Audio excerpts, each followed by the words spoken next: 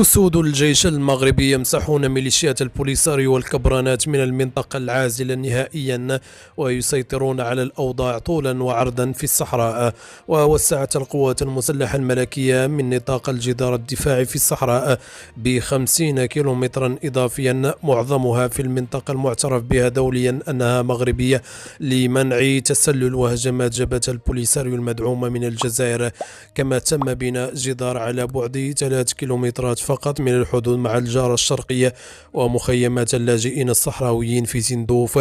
حول بلدة تويزغي التي تقع في أقصى جنوب شرق المغرب. وهو جدار أقامته فرق هندسية تابعة للقوات المسلحة قبل سنتين من أجل خنق جبهة البوليساريو، مشيرة إلى أن القوات المسلحة لا تستبعد الاستمرار ونقل الجدار العازل إلى الحدود مع الجزائر، وهذا يعني نهاية المنطقة